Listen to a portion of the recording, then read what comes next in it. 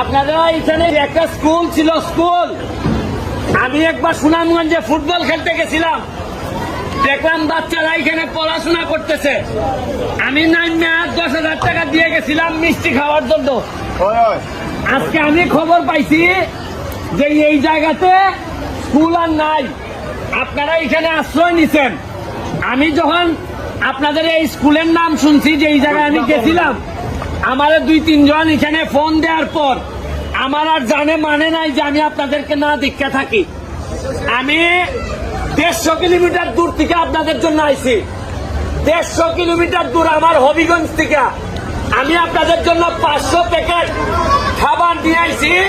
সারা বাংলাদেশের মানুষ আমার কাছে টাকা পাঠাইতেছে, বলতেছে আমি যেন আপনাদেরকে খাবার দেই, সহযোগিতা দেই। আমি এই জন্য আপনাদের কাছে আসছি।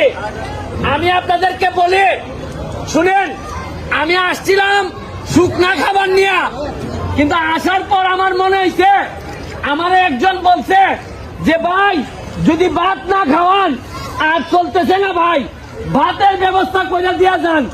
আমি এইখানে একজনকে পাইছি, যিনি, আপনি আসেন, উনি আপনাদের জন্য 3 ডেক ভাত নিয়ে আইছিল, আজকে খিচুড়ি। আপনারা এইখান পর্যন্ত নাকি আসে নাই, ওইখানেই শেষ হয়ে গেছে সব।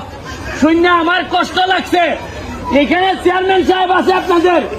আমি আপনাদেরকে বলতে চাই, এই 500 প্যাকেট শুকনা খাবারের সাথে সাথে আপনাদের এখানে আরো অন্তত 1 সপ্তাহ খাবারের জন্য আমি 1 লক্ষ টাকা আপনাদের কাছে দিয়ে যাচ্ছি।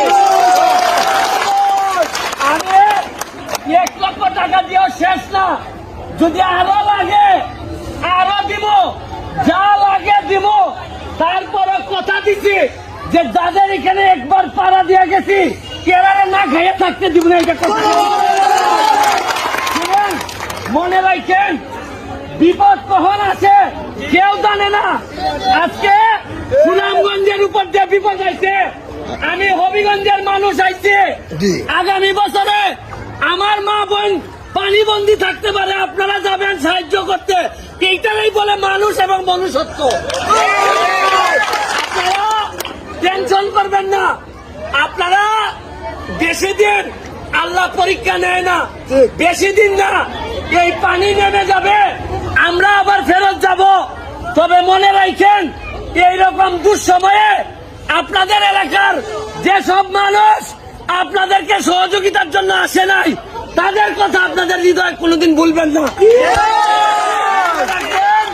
এইটাই সময়।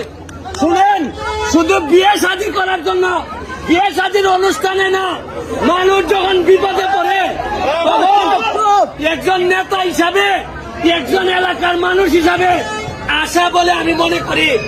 আপনাদেরকে একটা দুঃখের কথা বলি, ঢাকাতে আমি একজন সুনামগঞ্জের লোকের সাথে আমার কথা হয়েছে। আমি তারে বলছি গত সপ্তাহে যে সুনামগঞ্জের অবস্থা খুব খারাপ, চলো সুনামগঞ্জে যাই, মানুষকে সহযোগিতা করি। আমি নাম বলবো না, আপনার এলাকার এক লোক বলে সুনামগঞ্জে যাওয়ার দরকার নাই, রাস্তাঘাট বন্ধ, এগুলা সরকারে দেখবেন, এগুলো আমরা চিন্তা করে লাভ নাই।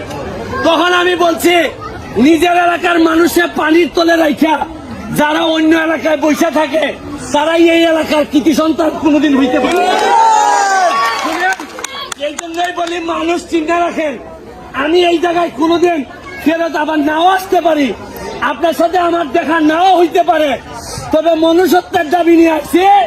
আপনাদের জন্য যা পারি কইরা দিয়ে যাবো।